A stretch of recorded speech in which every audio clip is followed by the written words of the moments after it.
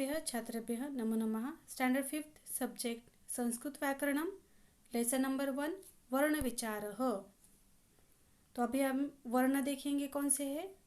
अ से अश्वः मतलब घोड़ा, आ से आम्रम आम, ई से इंदुः अर्थ है उसका चंद्रमा, ई से ईशः ईशः का मतलब है ईश्वर, उ से उष्ट्रः उष्ट्रः का मतलब है ऊंट, उ से ऊर्णः ऊर्णः का मतलब है ऊन, रु से ऋषिः ऋषि का अर्थ है ऋषि, रु से ऋकारः। आगे देखेंगे हम रु ऋकारः, ए से एषणः इसका अर्थ है तीर, ऐ से ऐरावतः ऐरावतः का अर्थ है हाथी, औ से औषधिः औषधि का मतलब है दवाई, औ से औदनिकः का अर्थ है रसोइया। आगे व्यंजन देखेंगे हम कौन से देखेंगे क वर्ग में।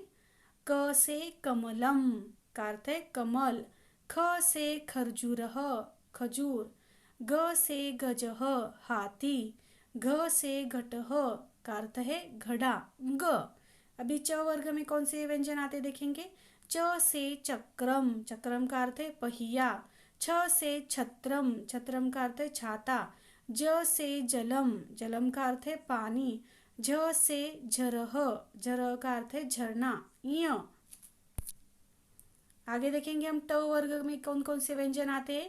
ट से टिट्टिभ्य मतलब टिटहरी, ठ से ठक्कारह का अर्थ है ठठेरा, ड से डमरह का अर्थ है डमरू, ढ से ढौलह का अर्थ है ढोलक न।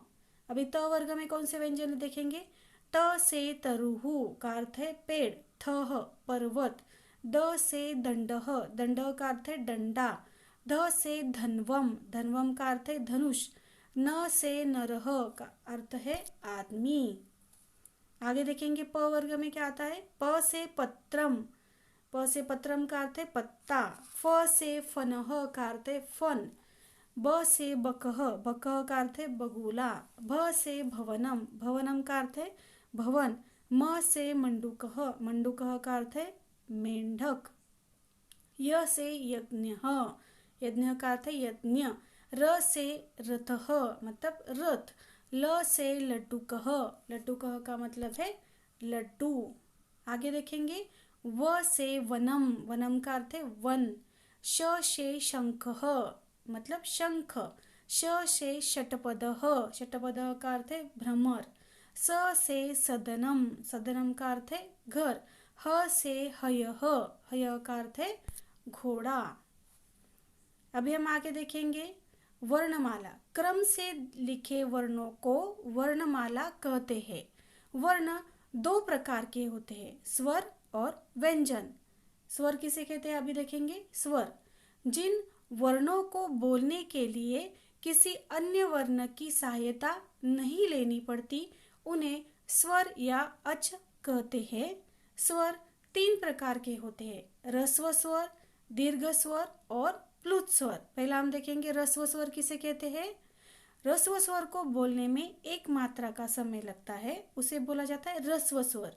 आगे है दीर्घ स्वर, दीर्घ स्वर को बोलने में दो मात्राओं का समय लगता है, उसे बोला जाता है दीर्घ स्वर। आगे है प्लुत स्वर, प्लुत स्वर के उच्चारण में तीन मात्राओं का समय लगता है, उसे बोला जाता है प्लुत स्वर। आगे हम देखेंगे व्यंजन। व्यंजन कौन कौन से है। क, ख, ग, घ, ग ये क वर्ग में आते हैं। आगे है च वर्ग में कौन से आते हैं। च, छ, ज, छ, न। ट वर्ग में आते हैं ट, ठ, ड, ढ, न। त वर्ग में आते हैं त, थ, द, ध, न। प वर्ग में आते हैं प, फ, ब, भ, म। अंतस्थ में कौन से आते हैं य, र, ल, व।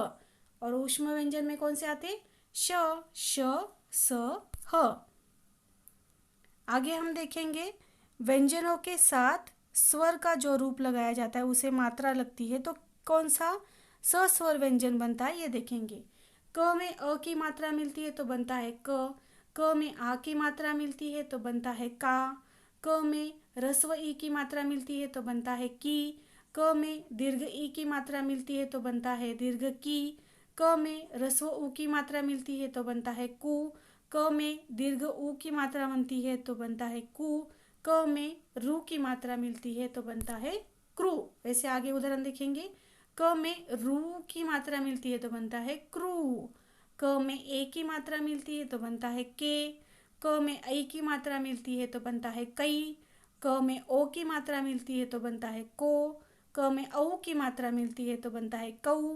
क में अम की मात्रा मिलती है तो बनता है कम। और क में अह की मात्रा मिलती है तो बनता है कह। आगे हम देखेंगे संयुक्त व्यंजन किसे कहते हैं। दो व्यंजनों के मिलने से संयुक्त व्यंजन बनते हैं। आगे देखेंगे हम। क में श की मात्रा, क व्यंजन है और श भी व्यंजन है, दोनों व्यंजन मिलते हैं तो क्या बनता है क्ष। उसमें हम शब्द प्रयोग कैसे करेंगे, कक्षा, क्षमा, वृक्ष। त जमा र जमा अ तो बनता है त्र। तो हम शब्द प्रयोग कैसे करेंगे, पत्र, चित्र, मित्र। आगे है ज में य की मात्रा मिलती है तो बनता है ज्ञ। तो बनेगा शब्द प्रयोग में हम कैसे करेंगे, ज्ञान, आज्ञा, विज्ञापन। आगे श जमा र जमा अ तो हमारा संयुक्त व्यंजन बनता है श्र। तो हम इसका शब्द में प्रयोग कैसे करेंगे, आश्रम, श्रवण, श्रमिक। द में य की मात्रा मिलती है, द और य दोनों व्यंजन है तो क्या बनेगा द्य। तो हम शब्द प्रयोग कैसे करेंगे, विद्या, उद्यम, पद्य। आगे हम देखेंगे वर्ण संयोजन। वर्ण संयोजन किसे कहते हैं, वर्णों को जोड़कर लिखना ही वर्ण संयोजन होता है। आगे उदाहरण देखेंगे हम। उ जमा च जमा च जमा आ जमा र जमा अ जमा न जमा अ। अभी हमें इसका वर्ण संयोजन करना है। उ की मात्रा उ, च में च की मात्रा और उसमें आ की मात्रा है तो बनेगा चा। र में अ की मात्रा है तो बनेगा र और न, उच्चारण। आगे है क जमा अ तो होगा क। न जमा य जमा आ तो बनेगा न्या। तो हमारा वर्ण संयोजन क्या बनेगा, कन्या। आगे है अ जमा न जमा न जमा अ तो बनेगा, और अंत में है म हलंत तो क्या बनेगा, अन्नम। आगे है प जमा उ जमा श जमा प जमा अ जमा म। प में क्या है, रसू की मात्रा है तो बनेगा पु। श और प में अ की मात्रा है तो बनेगा प। और म हलंत है, आगे कोई भी स्वर नहीं है तो हलंत वैसे के रहेगा तो होगा पुष्पम। आगे है प जमा उ, रसू की मात्रा है पु।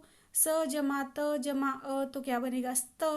क जमा अ क और म हलंत है अंत में, वहाँ पे कोई भी स्वर नहीं आएगा, वैसे के वैसे रहेगा म हलंत। तो हमारा वर्ण संयोग क्या बनेगा, पुस्तकम। क तथा फ घुंडी वाले वर्ण है, इनके साथ जोड़ने पर कौन से शब्द बनते हैं, जैसे वाक्य, रफ्तार, धक्का, दफ्तर। स्वर रहित वर्ण कभी कभी अगले वर्ण के ऊपर लगते हैं, जैसे स्वर रहित र वर्ण शब्द के न के ऊपर लग गया है, यह रेफ कहलाता है। आगे देखिए ग, छ, ट, ठ, ड, ढ, द, ह वर्ण जब स्वर रहित होते हैं तो इनके बाद आने वाला स्वर सहित वर्ण इनके नीचे साथ पाते हैं। जैसे देखेंगे द और व है तो क्या बनेगा द्व। तो क्या अभी समझो हमें द्वि का वर्ण विच्छेद करना है तो क्या आएगा, द जमा व और रस्व ई की मात्रा। अभी ट जमा ट आएगा ट। तो अभी देखो टी टिट्टी बह, तो हमें इसका वर्ण विच्छेद कैसे करना है, ट में रस्व ई की मात्रा आती है तो बनेगा टी। ट जमा रस्व ई की मात्रा बनेगा टी। और भ और जमा अह, तो हमारा वर्ण विच्छेद कैसा हमने किया, टिट्टी बह का ट जमा ई जमा ट जमा ट जमा ई जमा भ जमा अह। अभी प्र, प और र है तो हमारा क्या बनेगा प्र। तो अभी समझो हमने प्रेम शब्द का वर्ण विच्छेद कैसे करना है, प जमा र जमा ए जमा म जमा अ। अभी न, तो अभी चिन्ह शब्द है तो इसका वर्ण विच्छेद कैसे बनेगा, च जमा ई ह जमा न जमा अ। आगे देखेंगे हम वर्ण विच्छेद। वर्ण विच्छेद का मतलब क्या है? शब्दों के वर्णों को अलग अलग करके लिखने को वर्ण विच्छेद या वर्ण विन्यास कहते हैं। जैसे हम देखेंगे अभी बालक का वर्ण विच्छेद कैसे होगा। ब में आ की मात्रा है ब जमा आ, ल में अ की मात्रा है ल जमा अ, और क में अ की मात्रा है क जमा अ। अंत में अ आया तो इसलिए वर्ण विच्छेद कौन सा हो गया? अकारांत। आगे है विद्यालय, व जमा ई, व में कौन सी मात्रा है? ई की मात्रा है। द में य, द जमा य जमा आ, द्या, ल में अ की मात्रा है ल जमा अ, और य में अ की मात्रा है य जमा अ। तो हमने वर्ण विच्छेद किया विद्यालय। आगे है यमुना, य में कौन सी मात्रा है? अ की मात्रा है य जमा अ। मु में क्या आएगा? म जमा रस्व उ की मात्रा है मु, और न में आ की मात्रा आती है ना। अंत में क्या आया? आ। तो यह वर्ण विच्छेद कौन सा हो गया? आकारांत। आगे है शिक्षिका, श में कौन सी मात्रा आती है? रस्व ई की मात्रा आता है शी, क जमा क्ष। अभी हमने संयुक्त व्यंजन में देखा था क्ष कैसे बनता है? क जमा श क्या बनता है? क्ष। तो उसमें रस्व ई की मात्रा है और क में आ की मात्रा है तो बनेगा शिक्षिका। अंत में आया इसलिए हो गया आकारांत, हो गया ये वर्ण विच्छेद। आगे है कवि, क में अ की मात्रा है क जमा अ, वी में क्या है? रस्व ई की मात्रा है व जमा रस्व ई है तो व जमा रस्व ई। अंत में क्या आया? रस्व ई। तो क्या हो गया? ये इकारांत, रस्व इकारांत। आगे है नदी, तो नदी का वर्ण विच्छेद कैसे होगा? न जमा द जमा दीर्घ ई, तो क्या हो गया? अंत में क्या आया? दीर्घ ई की मात्रा आ गई तो हो गया इकारांत, दीर्घ इकारांत। तो हमारा नदी का वर्ण विच्छेद कैसे होगा? न जमा अ जमा द जमा दीर्घ ई। आगे उदाहरण देखेंगे गुरु, ग में रस्व उ की मात्रा है ग जमा उ, और र में दीर्घ उ की मात्रा है तो र जमा उ, तो हो गया उकारांत, रस्व उकारांत वर्ण विच्छेद हो गया। शिशु, शिशु में क्या है? श जमा ई, रस्व ई की मात्रा है, और शु में क्या है? श जमा रस्व उ की मात्रा, ये भी हो गया उकारांत वर्ण विच्छेद। आगे है वधु, व में अ की मात्रा है व जमा अ, और धु ध में दीर्घ उ की मात्रा है ध जमा दीर्घ उ, तो अंत में उ आया, रस्व उ आया, इसलिए क्या हो गया? रस्व उकारांत वर्ण विच्छेद हो गया। आगे है मातृ, म में कौन सी मात्रा आई? आ की मात्रा आई माँ, त में कौन सी मात्रा आई? रू की मात्रा आई तो त जमा रू, अंत में क्या आया? रू, इसलिए हो गया रुकारांत। आगे पितृ, वैसे ही सेम, प में ई की मात्रा आती है पी, त में रू की मात्रा आती है तो हो गया त्रु, तो ये भी क्या हो गया? प जमा ई जमा त जमा रू, तो ये अंत में रू आया इसलिए ये भी रुकारांत वर्ण विच्छेद हो गया। आगे है महिमन, म जमा अ, म में कौन सी मात्रा है? अ की मात्रा है, ह में कौन सी मात्रा है? रस्व ई की मात्रा है ही, म में कौन सी मात्रा है? अ की मात्रा है म, और अंत में न हलंत है तो हमें वैसे की वैसे ही लिखना है, उसके आगे कोई भी स्वर नहीं आएगा, तो ये वर्ण विच्छेद हो गया हलंत। तो अभी हमने क्या देखा?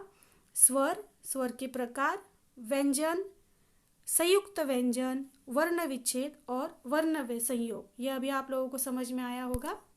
धन्यवाद।